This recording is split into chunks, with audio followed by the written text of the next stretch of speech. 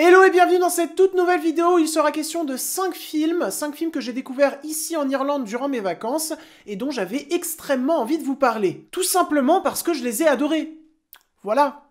C'est plutôt logique donc que j'ai envie de vous en parler. Imagine la vidéo nulle. Salut, j'ai vu plein de films que j'ai détestés, j'ai trop envie de vous en parler. Pourquoi? Je ne sais pas. Et je tiens à le dire tout de suite, cette vidéo ne va pas être une vidéo où je vais offrir une critique détaillée à chacun des films. C'est pas le but. Le but, c'est de vous donner envie, en quelques phrases, de découvrir ces films si vous ne les avez pas vus. Parce qu'ils sont géniaux. Voilà, ils sont géniaux. Aussi, j'ai conscience que c'est pas non plus des films totalement inconnus dont je vais vous parler. Certains ou certaines d'entre vous connaissent déjà peut-être ces films. Mais en même temps, c'est pas les derniers Marvel dont je vais vous causer. C'est quand même des films qui sont, selon moi, des films un petit peu de niche tout de même. Voilà. Donc c'est pour ça que je fais cette vidéo, pour donner de la visibilité à ces films, qui ont déjà eu de la visibilité, mais pas autant de visibilité qu'un Marvel, ou qu'un DC, ou qu'un blockbuster, tout simplement. Voilà, je pense avoir fini cette intro, je pense qu'on peut débuter véritablement cette vidéo, j'espère qu'elle va vous plaire, c'est parti. Et je sais pas pourquoi j'ai fait ce geste. Et on va commencer avec Virgin Suicide de Sofia Coppola. Alors Sofia Coppola, c'est très simple, je n'ai vu que 2 films de cette réalisatrice, à savoir le premier que j'ai vu, Les Proies, que j'avais bien aimé quand je l'avais vu, mais qui m'avait pas non plus laissé un souvenir impérissable. Après, j'avais quand même envie d'explorer plus son cinéma, donc il y a quelques jours, je me suis lancé le visionnage de Virgin Suicide. Et quelle claque! Je trouve que Virgin Suicide est l'un des films les plus efficaces que j'ai vus depuis longtemps. Déjà parce que j'en parle souvent quand je parle de films, du découpage, mais je trouve le découpage de ce film absolument exemplaire. Chaque plan apporte une information nouvelle, intéressante et surtout obligatoire pour la compréhension du récit et des personnages. Chaque plan dure la durée qu'il devait durer. Il n'y a pas un bout en moins, il n'y a pas un bout en trop. En termes de découpage, c'est juste fabuleux. Et en termes de montage également. Découpage, montage, ça va très souvent ensemble. Aussi, ce qui m'a vraiment fasciné avec ce film, c'est son approche. Ce que je trouve très intéressant, c'est que si tu te lances ce film sans en avoir entendu beaucoup parler, sans savoir de quoi ça va parler, bah tu peux très bien te dire, en ayant vu quand même quelques images, bah je vais me lancer un teen movie. Parce que quand tu vois des images par-ci par-là du film, tu peux très facilement me dire ça va être un teen movie. Et justement, c'est ce qui est très intéressant, c'est que en termes d'imagerie, en termes de visuel, le film fait très teen movie. Mais en termes de fond, mon gars, ça l'est pas du tout. Vraiment, ça brise tout de suite le côté teen movie. C'est pas High School Musical, voilà.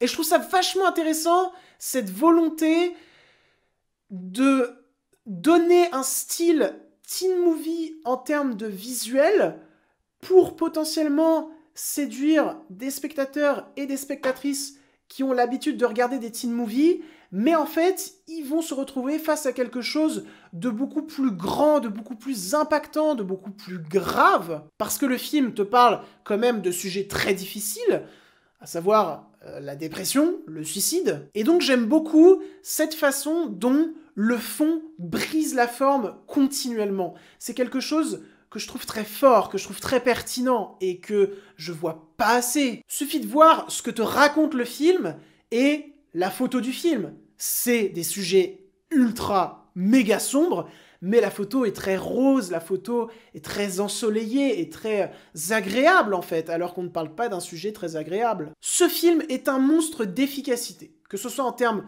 de forme, en termes de fond et en termes de brisage. Voilà, je vais appeler ça un brisage, parce que le fond brise continuellement la forme, et la forme brise continuellement le fond. Et ça en fait un objet de cinéma que je trouve vraiment fascinant à étudier, et que je vous conseille vraiment de regarder. Parce que, au-delà des points que je viens de citer, bah ça joue extrêmement bien. Voilà, le casting est 5 étoiles. Et en plus de ça, le film dure pas très longtemps, je crois qu'il dure 1h30, donc ça peut se regarder facilement. Maintenant, on va passer à un film radicalement différent, à savoir Le Vent se lève de Ken Loach, à ne pas confondre avec Le Vent se lève de Miyazaki. Ça n'a vraiment rien à voir, à part que ce sont deux très bons films. Voilà, Le Vent se lève de Miyazaki, film extrêmement sous-estimé. Là aussi, il y a longtemps, j'avais vu un film de Ken Loach qui me semble être La part des anges. Il me semble que c'est ce film-là que j'avais vu de lui, et j'avais plutôt bien aimé. Mais ensuite, je m'étais pas plongé dans son cinéma. Et cet été, en Irlande, j'ai décidé de me plonger dans son cinéma. En ne regardant pas n'importe quel film, en regardant Le Vent se lève, qui se passe en Irlande. Dans une période très importante, très impactante pour l'Irlande, puisque c'était en 1920 où les Irlandais étaient opposés aux Anglais. Je suis pas très fort pour résumer l'histoire avec un grand H, donc je vous affiche le résumé du film. Voilà, il est là, il va partir dans 2 secondes. 1, 2, voilà. Il est parti. Il y a 2 choses qui m'ont vraiment marqué quand j'ai regardé ce film. Premièrement, c'est à quel point il traite d'un sujet historique que je trouve très complexe, mais il le traite de manière très accessible en fait. Tu comprends le point de vue des Irlandais, tu comprends le point de vue des Anglais. Alors attention, quand je dis tu comprends, je dis pas tu soutiens. Je dis tu comprends parce que c'est abordé, traité de manière claire, de manière efficace pour le spectateur. Et je trouve que c'est vraiment une prouesse d'avoir rendu le sujet aussi accessible, aussi compréhensible, alors que de base, alors c'est peut-être très personnel, mais je trouve vraiment complexe à traiter. Mais en plus d'être clair, d'être compréhensible, d'être efficace, ça l'est pas de manière bête. C'est-à-dire qu'on te répète pas sans arrêt les choses pour que tu les comprennes. On cherche pas à t'encastrer les trucs dans le crâne, parce que tu comprends, spectateur bête que tu es, on doit te répéter tout le temps les choses pour que tu les enregistres. Non, c'est pas ça, c'est souvent dit au détour de quelques petites phrases, mais quelques petites phrases extrêmement bien écrites. Également, je trouve que ça joue super bien, et c'est un petit peu le moment de parler de ce film, puisque celui qui est en tête d'affiche du Vent se lève, c'est Cillian Murphy, qui est aussi en tête d'affiche de Oppenheimer actuellement en salle, que je n'ai toujours pas vu. Tout le monde l'a vu et moi je l'ai pas vu, je dois attendre encore 1 semaine pour le voir. Cillian Murphy s'en sort extrêmement bien et il est encore dans ce genre de rôle où le personnage a beaucoup d'émotions mais a du mal à les gérer, a du mal à soit les faire sortir, soit à les cacher. C'est extrêmement intéressant la manière dont Cillian Murphy choisit ses rôles, je trouve, et surtout il les joue impérialement bien et il ne vieillit pas. Voilà, cet acteur ne vieillit pas, ça me terrifie au quotidien, vraiment, fallait que j'en parle. Mais en plus de ça, ce qui m'a aussi vraiment fasciné, ce qui m'a claqué la gueule, c'est à quel point Ken Loach arrive à rendre iconiques ses personnages et ses scènes en s'éloignant de tout artifice cinématographique. Tout va être iconisé par le réel, par la nature en grande partie. Parce que Ken Loach, il a compris que les paysages irlandais, au-delà d'être très beaux, ils racontaient quelque chose. Et il arrive à les iconiser avec des plans extrêmement larges, avec des cadrages ultra soignés qui, moi, m'ont claqué la gueule, mais vraiment. Et puis il y a également toute cette scène, tout ce plan qui est probablement l'un de mes plans préférés du film, où plein d'Irlandais arrivent sur une route face à la caméra, et au départ, on les voit pas trop parce qu'ils sont dans de la brume, ils sont en train de chanter, et en fait, la brume, qui est un élément naturel, va servir d'iconisation pour les personnages, pour cette scène, et va raconter quelque chose sur la psychologie des personnages à ce moment clé du film. Je trouve que c'est un travail passionnant. Et vraiment, si vous n'avez pas vu Le Vent se lève, c'est ultra intéressant pour ce qui est de l'histoire avec un grand H, pour ce qui est des personnages, mais pour ce qui est également du cinéma iconique par le réel. Et ça me donne tellement envie de me plonger dans d'autres films de Ken Loach. Vraiment, voyez Le Vent se lève, c'est trop bien. Ensuite, on va enchaîner avec Un long dimanche de fiançailles de Jean-Pierre Jeunet. Alors là, pour le coup, le cinéma de Jean-Pierre Jeunet, je le connais vraiment bien. Je crois que doit y avoir 1 ou 2 films que j'ai pas vu de lui, mais sinon, tout le reste, j'ai vu. J'ai même vu Big Bug. Putain, Big Bug. Bon, on va pas parler de Big Bug. Un long dimanche de fiançailles, pour le coup, je triche un peu. Parce que je l'avais vu quand j'étais très jeune, mais j'en avais pratiquement aucun souvenir. Donc pour moi, le revoir ici, c'était comme le redécouvrir, en fait. Et mon Dieu, je pense que c'est probablement mon film préféré de tous ceux dont je suis en train de vous parler actuellement. Je trouve qu'on sous-estime beaucoup trop la puissance sublime qu'est le geste cinématographique de ce film. Déjà, c'est extrêmement bien écrit. Voilà, c'est extrêmement bien écrit, c'est probablement l'un des films de Jean-Pierre Jeunet les mieux écrits, que ce soit en termes de construction de récit. La construction est folle, la construction est folle. Les personnages sont ultra marquants, sont ultra bien décrits, développés, ça en devient même flippant d'avoir autant de talent, quoi, pour écrire des persos. Alors, le film ne sort pas tout droit de l'esprit de Jean-Pierre Jeunet, puisqu'il est adapté d'un bouquin. Mais ça reste une adaptation absolument fabuleuse. Mais en plus de ça, moi ce qui me fascine vraiment, c'est à quel point pratiquement chaque plan, chaque mouvement de caméra va être un geste immense de cinéma. Je pense notamment à cette scène où, quand je vais vous la pitcher, vous allez voir que ça peut paraître être comme une scène super simple, super basique. Je parle de cette scène où Clovis Cornillac, qui joue super bien d'ailleurs, est sur sa calèche avec sa femme, il y a du foin derrière dans sa calèche, et il avance sur une route, et sur le côté, il y a des champs de blé. Et là, tout d'un coup, il y a l'armée, il me semble que c'est l'armée, qui vient en face de lui sur cette route pour lui dire « Frérot, engage-toi dans l'armée ». Et cette scène pourrait paraître super simple, super basique, sauf qu'il y a Jean-Pierre Jeunet à la réa. Et il y a un plan que je peux pas vous montrer au montage actuellement parce que je l'ai pas, tout simplement, mais que je trouve d'une beauté et d'un geste immense de cinématographie. C'est quand l'armée arrive, la caméra va s'élever, donc la caméra est face à la calèche de Clovis Cornillac, la caméra va s'élever et en même temps qu'elle s'élève, va y avoir une grosse bourrasque de vent où tous les champs de blé autour de lui vont se mettre à bouger comme ça et le foin derrière sa calèche va complètement s'envoler. Et ça raconte tellement de choses sur la situation, sur l'état psychologique du personnage, c'est toute sa vie qui s'envole et qui part dans le vent à ce moment-là. C'est une scène qui aurait pu être réalisée de manière super basique, super plan-plan, avec d'autres réalisateurs, mais là, mon Dieu, qu'est-ce que c'est fort, qu'est-ce que c'est beau. Alors ça, c'est très personnel, mais ma scène préférée du film, c'est la scène où Mathilde va se mettre à courir pour rattraper la voiture de son fiancé, en mode si j'arrive au croisement avant la voiture, ça veut dire que Malek va revenir en vie. Et cette scène, c'est une tragédie. C'est une tragédie, mais qui est tellement forte. Et aussi, alors je m'y connais pas trop concernant la gestion de budget de film, donc je souhaite pas dire de conneries, je vais juste dire une impression personnelle, voilà. Mais vraiment, ça me fend le cul de me dire comment on a pu passer d'un film comme Un long dimanche de fiançailles, qui avait 56 millions de budget, je crois, à des films comme Astérix et Obélix, l'Empire du Milieu, qui ont 10 millions de plus. Je veux dire, comment on a pu passer de la qualité d'un long dimanche de fiançailles à la médiocrité d'Astérix et l'Empire du Milieu.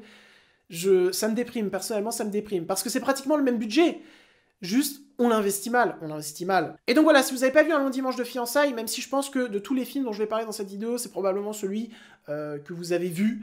Mais si vous ne l'avez pas vu ou si vous vous en souvenez plus, revoyez-le parce que c'est incroyable. Maintenant, je vais vous parler de Leto de Kirill Serebrennikov. Alors, vous m'avez déjà entendu parler de ce réalisateur sur la chaîne, puisqu'à l'époque, dans le Top Film 2021, j'avais mis en 4e position La Fièvre de Petrov, qui est du même réalisateur. Si vous n'avez pas vu La Fièvre de Petrov, c'est incroyable. Tout comme son dernier film qui est sorti cette année et qui sera probablement dans mon top, à savoir La Femme de Tchaïkovski. Leto, je l'ai rattrapé sur le tard. En fait, j'ai commencé à regarder la filmo de Kirill Serebrennikov avec La Fièvre de Petrov et ensuite La Femme de Tchaïkovski.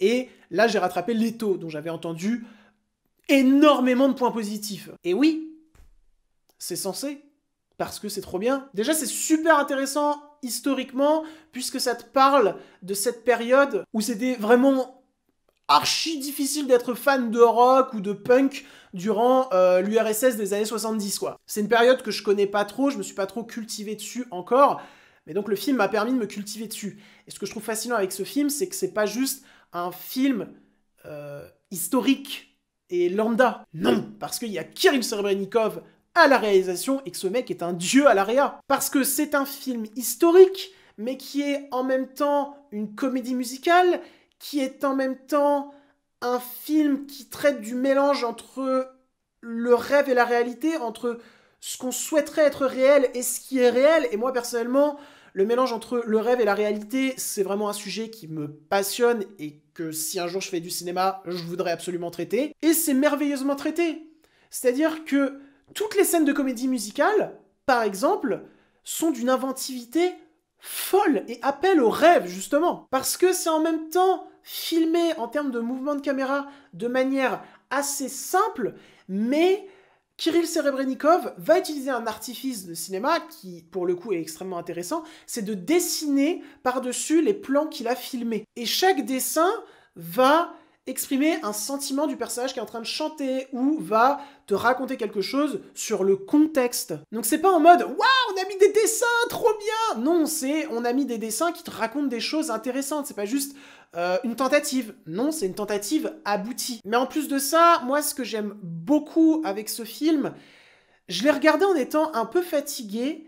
Et en fait, c'est un film qui m'a mis un petit peu en transe, parce qu'il a un côté, avec tous ces longs plans, un côté assez hypnotisant, en fait. Surtout que, par moment, tu sais pas si t'es dans la réalité ou dans ce que les personnages souhaiteraient être la réalité. Donc ce film a un côté très hypnotisant, très rêveur. En fait, j'ai eu l'impression de voir un rêve. J'ai l'impression d'avoir rêvé en regardant ce film.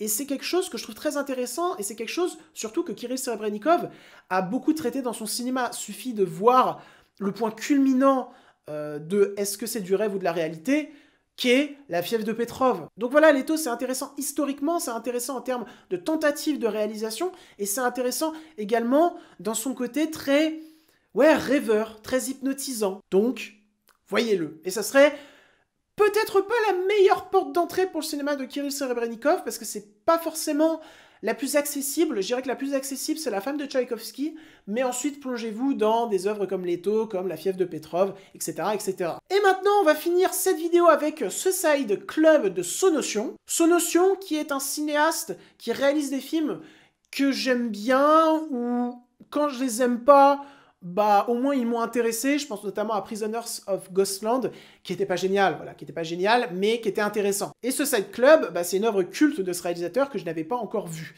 Et donc, j'ai décidé de la voir, tout simplement.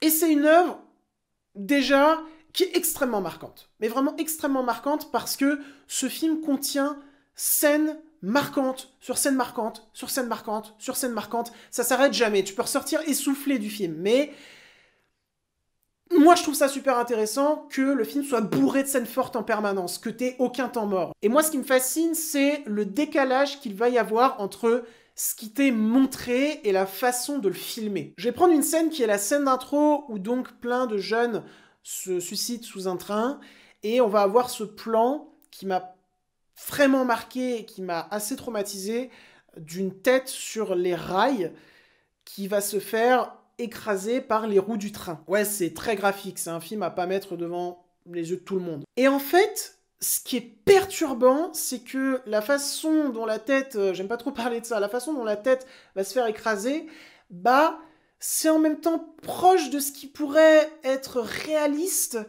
et en même temps, ça me fait bizarre de dire ça, mais assez cartoon, c'est très bizarre. Et le film, c'est continuellement ça. Il va continuellement te montrer des choses qui sont dures de manière assez réaliste et en même temps non, et du coup ça crée un décalage qui va te perturber, mais du coup ça va créer des scènes ultra fortes, des plans ultra marquants. Moi, ce plan sur la tête, je m'en suis souvenu durant tout le reste du visionnage du film. Donc en termes de mise en scène, c'est super perturbant, super intéressant, mais ce qui est super intéressant aussi, c'est la construction du récit et la construction du style du récit. Parce qu'au début, quand tu vas commencer le film, si tu sais pas grand chose dessus, tu sais pas trop si ça va être une comédie noire, un thriller, un film d'horreur, un drame. Et en fait, le film passe par tous ces styles-là.